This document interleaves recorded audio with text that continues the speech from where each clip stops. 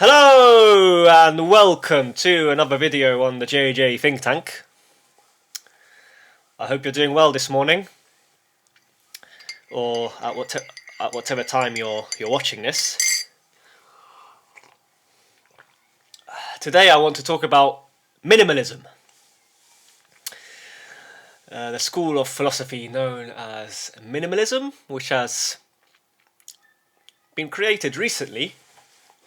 It's a new movement that more and more people are subscribing to, and something that I am also subscribing to as well. And its relationship to creators, to artists, how minimalism is very much a philosophy that creators and artists should follow. By this I mean it's a practical philosophy. Yes, it's geared to more practical affairs regarding finances, the job market, the economy, etc.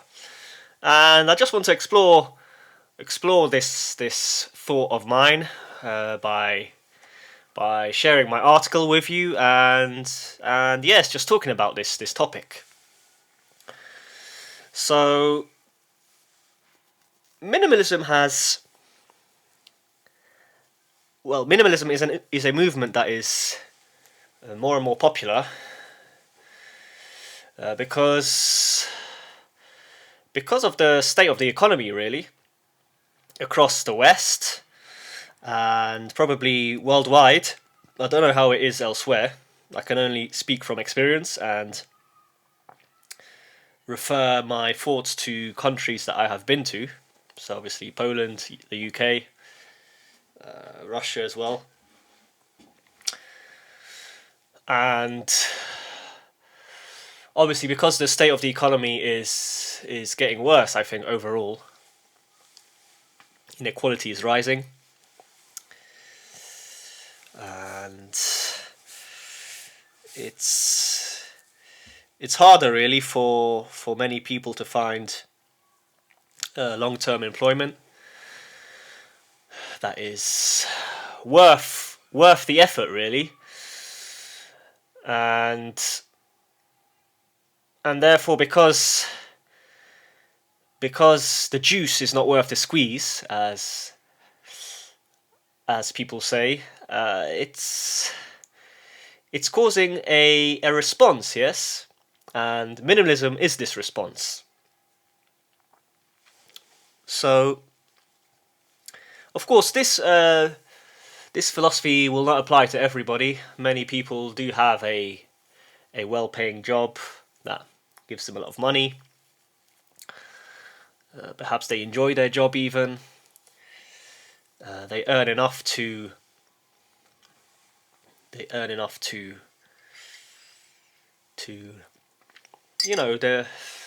don't have to follow minimalism because they earn more, and therefore they don't have to really worry about their finances. They're following a set career path that is right for them, and they are not overburdened by the tax system in place, the amount of taxes that we have to pay. And in general, the state of the economy doesn't affect them. So this video won't be really relevant for such individuals. I'm gearing this video more to artists, to creators, to people who perhaps don't want to really sell their soul to a 9-to-5 job, or they prefer to participate in the gig economy. So they like to work for a while on a freelance basis, and then they prefer to withdraw from the labour market, build something on the side, and then perhaps come back in again, work a bit more, and yes, this cycle is repeated. Yes, so this is what I've been doing really throughout my 20s. I've been in and out of the labour market. I've never really had a long-term salaried position. I guess this was just down to chance, really, to fate. It's just how my life panned out, I guess. But obviously I've worked a lot during my 20s, and I'd like to share my experiences really, and some more thoughts about this, and what creators and artists should consider in response, yes, to what I have said, and perhaps some information that I will provide will help people out there. So I began my article with a quote by Aaron Clary, also known as Cappy. So he is a YouTuber. You can find him on YouTube if you type in Aaron Clary. And I think I started watching him in 2020, 2021 maybe earlier. I can't remember, to be honest. And yes, there was a period of time when I watched a lot of his videos. And what he said really reflected my experience. It rang true. And I also noticed the same processes occurring in Western economies. And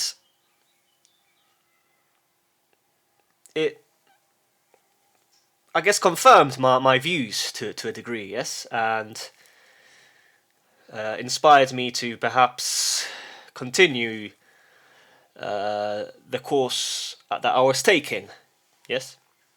So he wrote this: but dire as the situation may be, there is some hope that is practical, real, and will yield results. However, this comes from the only place real hope can come, from within. Aaron Clary enjoyed a decline. And obviously this quote then extends, and what Aaron Clary is talking about is how clearly for many men out there, so this is more geared, I guess this video will also be more geared to men rather than women, but I guess it applies to women as well. Men in general are having a much more difficult time because it's obviously the job market is becoming more and more competitive. Surviving on an average salary is not really possible anymore. And this is definitely the case in London. So if I were to take up a salaried position in London somewhere, and if I tried to live independently by taking out a mortgage, for example, buying a flat, covering all my expenses, so paying for my car, buying food, having some extra expenses, going to the gym, to the sauna perhaps, food obviously, then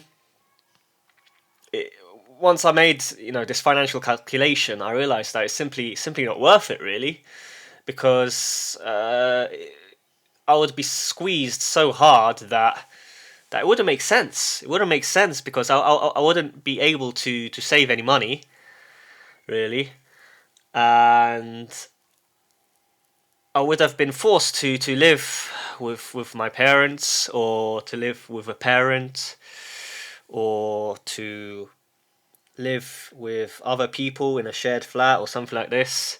And it's something I didn't really want to pursue. I like to have my own space, obviously, and have time for other hobbies, really. So this is what Aaron Clary talks about. He talks about the economy, the job market, how men should react, what course of action they should take.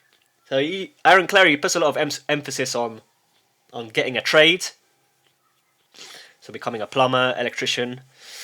I mean, I'm not going to go down this path. I have to just stick with my intuition, with my gut, and follow my interests and my hobbies and my passions really, because I've realised this is the only thing that works. I can't force myself to do things that I don't like just for the money and just for the security. I've realised I can't really do this. I have a different mentality. Perhaps it's slightly irrational, but I know I'm making progress, so that's good. And obviously during life there's always many ups and downs. So my vision really is to obviously work. Obviously every week I have to work 15-20 hours, something like this, to fund my hobbies, to cover all my expenses. But then obviously I want to have a lot of time to pursue my hobbies, which are reading, writing, creating content, and so forth. Yes. So this is one strand of thought that Aaron Clary goes into, and I recommend people to check out his channel. He's got a lot of good advice on how to adapt to the forthcoming economy. And yes, just a shout out to Aaron Clary, really. He also talks about other topics like male-female relations, the sexual marketplace, etc. But I might save this for another video. Today I only want to focus more on minimalism, yes, and more practical affairs regarding finances.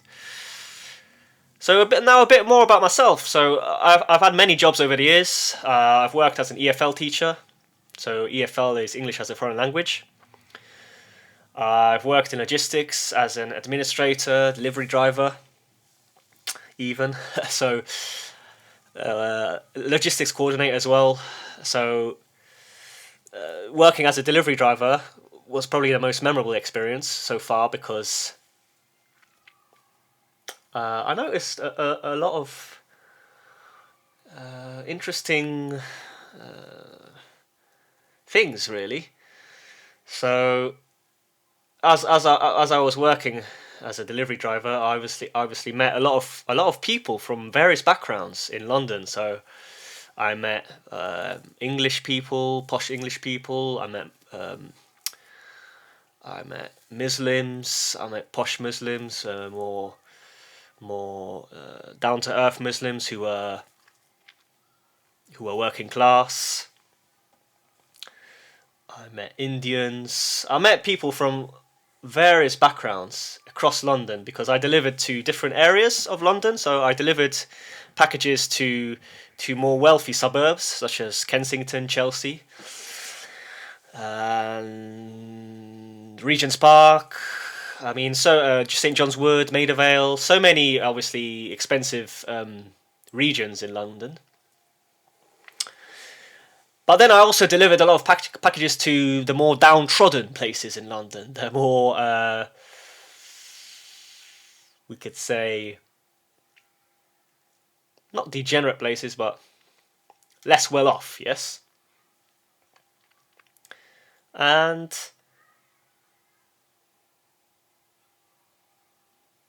yes, it's just I know I picked up a lot of things about people, about their mentality, about how they act, how they behave, etc. Yes, and I guess this gave me a lot of confidence, because I met so many people.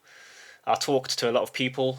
A lot of my kind of prejudices and biases went away, because I noticed that a lot of people,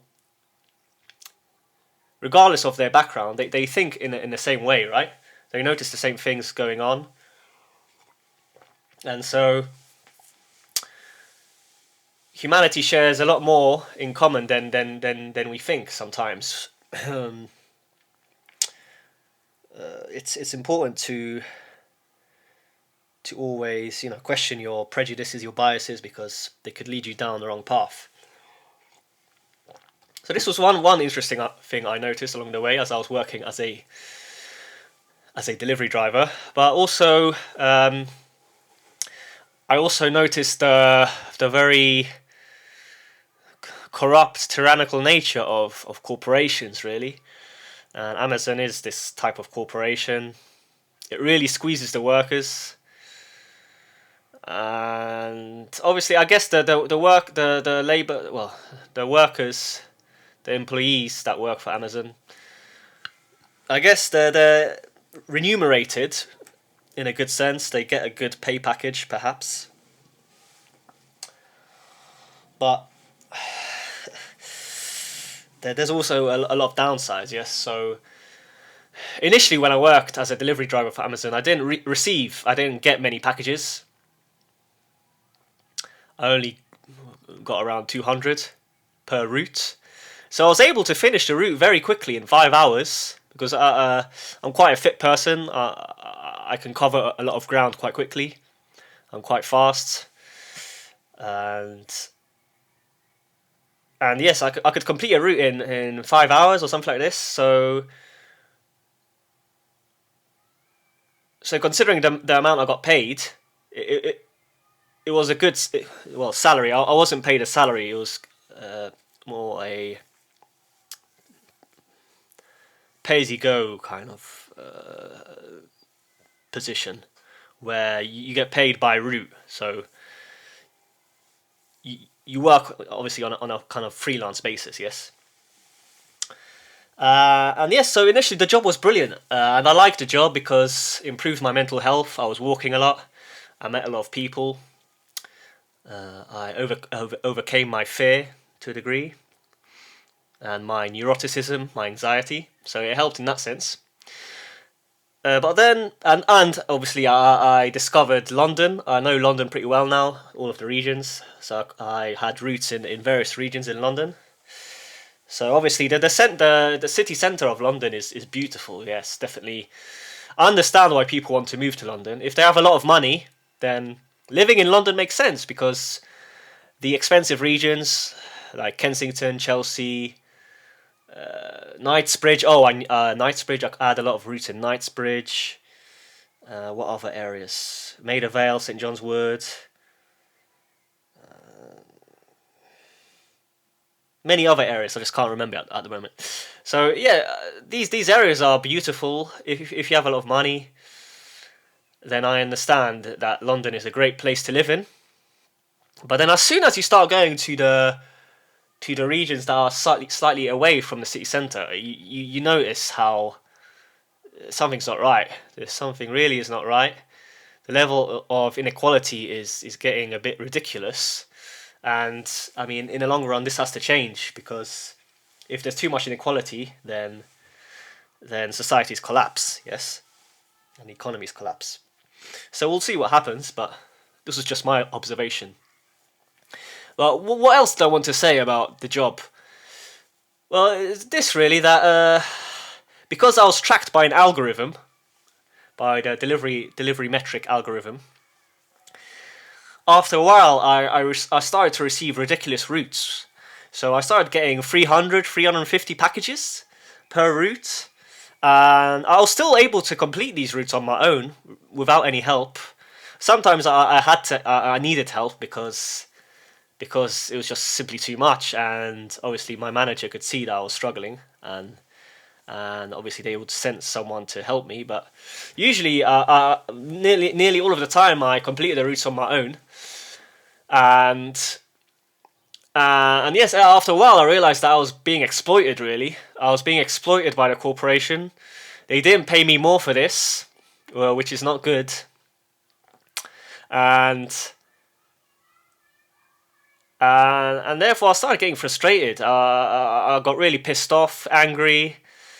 I felt I wasn't being paid as much as I should have been, and it also took a toll on my health as well because a lot of stress involved. Obviously, a lot of wear and tear on the body. It was a difficult job once I started getting these crazy routes, and so I started to work less.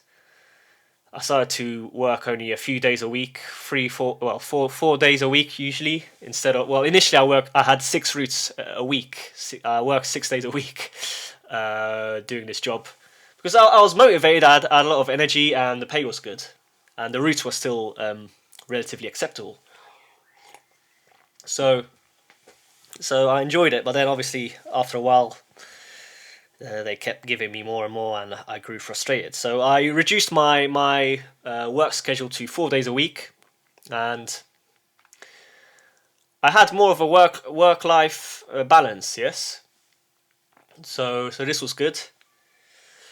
And yes, obviously during peak times. So peak times during Amazon is November and December. So for around 8 weeks, you get more pay. And I guess during these times, it's really worth working for Amazon as a delivery driver because you can earn a lot. And yeah, so this is Amazon. Then I worked as an EFL teacher. I worked abroad in Russia. I've worked in Poland. I've worked in the UK on summer camps. And this job also was great for me because it improved my confidence. It reduced my anxiety levels. And it's another job that I recommend artists and aspiring creators to take up because it will force you to escape your comfort zone. And if you want to improve your English, improve your understanding of the English language, then obviously becoming a teacher is one way of doing this, yes? So yes, this was another job that I had over the years, and it was another way of improving my mental health and getting to know myself more. Then obviously I had various admin jobs as a logistics administrator, some jobs marking papers, etc. Yes. So, having said all this, you might think, okay, well, why am I talking about this? Well, I want to link this now to minimalism. So, as I said before, working a 9-to-5 job constantly for the rest of your life is something that personally I don't want to do. Obviously, I don't want to do this, and there are many other strategies that you can take. And one is the gig economy. So this is what I'm doing. I've got a place of my own now, and so this allows me to really drop in and out of the labor drop in and out of the labor market, and have this work-life balance. And this is what I would advise all aspiring creators and artists to consider, because in the long run, I don't think this 9-to-5 job that you have will give you a sense of fulfillment, and even perhaps you might earn more money, obviously depending on the job, but money. It obviously does give a sense of happiness, but it's not the be-all and end-all. There's been a study that once you earn over a certain amount, having more money doesn't improve your sense of happiness and well-being. Yes, so this shows that you need to approach life also from other angles.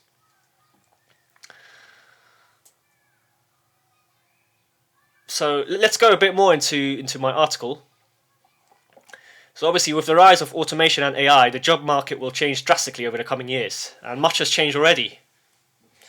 Now it's so much harder to find a salaried position, even if you want to have this 9-to-5 salaried position. I know from experience, because I've tried to get a proper 9-to-5 job that would give me a salary and etc. And I've never been able to get one, really. In London, at least. I haven't tried them in Poland or Russia, because obviously there I worked as an EFL teacher. So I haven't really explored the job market in Poland and Russia properly. But when it comes to the UK, obviously it's difficult. And now with this rise in AI, we need to adapt. Yes, we need to think about the future and how we can set up our lives. So linked to this is my thought about the pension system. So obviously with declining birth rates, eventually these pension systems will collapse. They will collapse, I think, because the societies across the West will reject mass immigration. I think immigration is getting out of control, and eventually I think there'll be a mass protest against it. So I'm not sure that immigration will be a solution to the pension system. This is my view. Perhaps immigration will continue at the rate that is going at now, and therefore the pension system will be okay. But it's not clear really at this stage, is it? So this made me think that if you work this 9 to 5 for a while, do you have any guarantee that you'll get your pension when you're older, when you're 60 plus years old or whatever? Besides, we need to think about the fact that the pension age keeps on rising. So before, when you were 60, you'd start getting your pension in the UK, I think. Now it's even higher. It's 65 now. It's even 67 for men, I think, or something like this.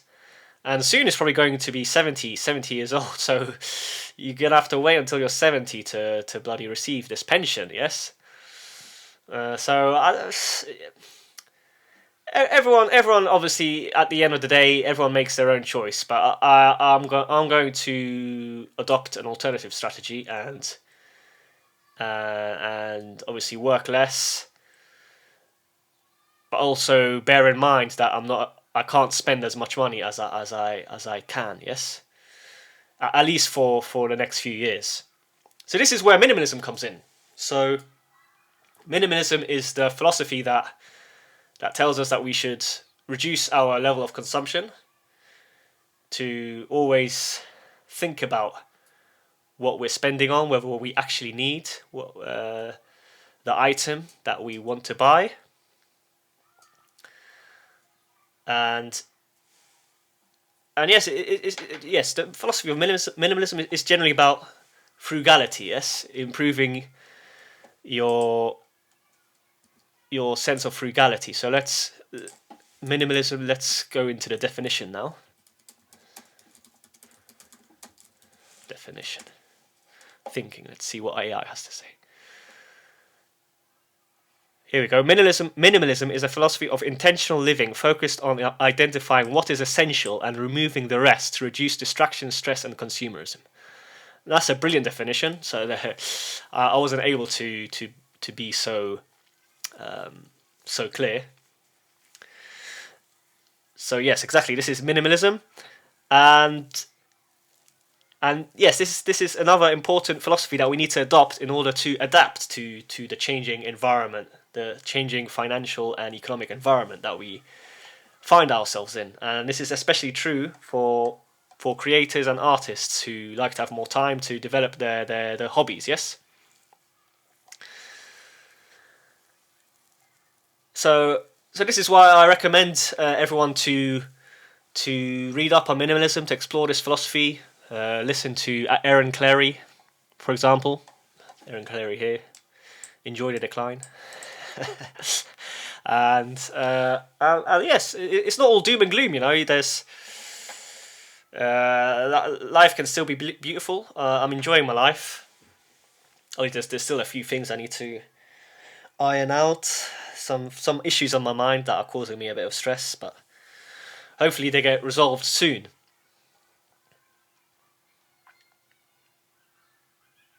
So yes, obviously this philosophy of minimalism, etc., it doesn't really apply to those who have more money, who are happy in their 9 to 5, who perhaps already have a family and kids. They've got responsibilities, so obviously they can't really do this. So I guess this video is only applicable to people, well, to men who are single, to women who are single perhaps, and who have these interests on the side, yes, that they want to develop. So yes, then I wrote, it's clear that nobody wants to work a 9 to 5 job really, unless they really, unless that the work that they do is is something that they don't even perceive as work. It's something that they love doing. Then obviously, it's no, yes, having this 9 to 5 job is not a problem, right? But a lot of people out there, they can't really find perhaps their role in a set position, in a set salaried position, and therefore they like to kind of be in and out, yes? And this is why I wrote 1 foot in, 1 foot outside the matrix. So this is kind of the strategy I'm taking. I have to be realistic and notice that perhaps I may never escape the matrix totally, because I think to really escape the matrix in some way, you have to be unethical, you have to be amoral, and obviously this is not for everyone. A lot of the people who are able to escape the matrix, they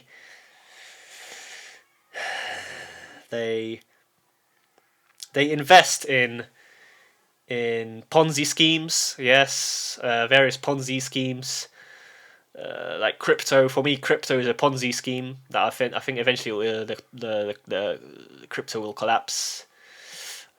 It's my opinion. I don't know enough about the issue, so perhaps I'm wrong, but this is just my opinion. And in general, yes, to escape the matrix, I think sometimes to totally escape, you have to be immoral and ethical in some way. Not all people, obviously. A lot of people who are able to escape the matrix, it's because they're intelligent and they have provided a lot for society. They have a lot of value. They have a lot to offer. So therefore, they have escaped the matrix. Yes, but I have to be honest with myself, because honesty is the best policy, and I have to recognize that perhaps I'll never, totally escape the matrix. I'll have to work, but thankfully, hopefully, I won't have to work too much, yes? I'll have time for myself, for my hobbies, etc. So, yes, this is how I interpret, this is my interpretation of minimalism, really. I like to be 1 foot in, 1 foot out of the matrix, and perhaps occasionally sell my soul, quote unquote, to earn some money. Save it, don't spend too much, and then withdraw from the labour market and build, spend time building my other projects, etc. Now, when it comes to possessions, minimalism teaches us to own as little as possible, only the essential items, in order to free up your time and your precious finances. So for me, this was always easy. I've never really been totally attached to possessions. I like to have some possessions, obviously. I know myself well. I know I wouldn't like to become a monk. I don't think this is for me. Monk mode is not for me. But I'm not attached to possessions. I don't really need much to be happy. I've got my books. I've got my piano. I've got my dog Dio. Maybe I'll show you him. I'll show you my dog one day to all the viewers out there. So I've got my dog. Thankfully, I've got a family. I've got a support network. So I've got my sisters. My parents are still alive. So obviously, I love my parents. They support me. I've got some close friends, and yes, it means that I'm content really at this moment in time in my life. Perhaps the situation might change, but yes, I mean we need to remember that we should be grateful for what we have, and this is key. This is a key aspect of minimalism. We need gratitude, and notice that when you start to be a bit more introspective, you realize that you already have everything that you need. You just need to start taking action, yes, in order to kind of change your life and open up some other avenues in your life, yes. So yes, hopefully when it comes to my life, everything goes to plan. But it's all up to God, really. So yes, regarding possessions, yes, a lot of people, they like to have the newest Mercedes, a nice black shiny Mercedes, yes, or yes, the newest iPhone, the fresh, clean, shiny iPhone. Yes, I've never really been obsessed about these kind of possessions. Obviously, I like to have a car. I've got a car because having a car gives you some freedom. You can explore. You can travel somewhere in your car, explore an area, explore a new town, a new village, etc. But I don't need the newest car. As long as the car gets me from A to B, I'm happy. Yes, so that's how I think. That's my mentality. And yes, but by having fewer possessions, you are able to control your finances and improve your financial situation. And I've made some progress, but obviously I still need to sort out some issues. But at least I'm on the right path. And yes, that's all I have to say about this. I already talked about jobs, so everyone will be different. I settled for two industries, teaching and logistics. So now I'm trying to develop my teaching business. I want to work on a freelance basis and teach students online. So I'm trying to develop this. But obviously logistics is another good option, I think, for me and for many others perhaps. It's a healthy job because you have to walk a lot, you meet a lot of people, and especially during peak time, during the peak season, it's a good way to make some extra money. Yes. So I guess for artists and creators who are by nature perhaps a bit more anxious and have a neurotic personality type, because artists and creators they perhaps they are a bit more anxious, they're a bit more neurotic in general. Obviously, we don't want to have this personality is because it leads to negative action. But these jobs can solve this issue. Having these jobs in the past, I've noticed that they've helped me to overcome this neurotic personality. And yes, it's, for everyone listening out there, if you're in the same boat perhaps as me, we have to remember that it's not all doom and gloom. Yes, you can still improve your life and bring more spark, yes, to your life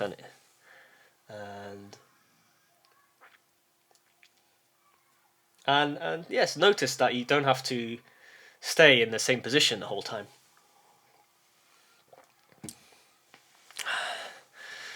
So yes, as Aaron Clary said, one of the foremost thinkers when it comes to the philosophy of minimalism, it's not all doom and gloom. We should never adopt the doomer mentality because this is the worst response, I think. We need to stay positive and have positive thoughts because this will help us in the long run.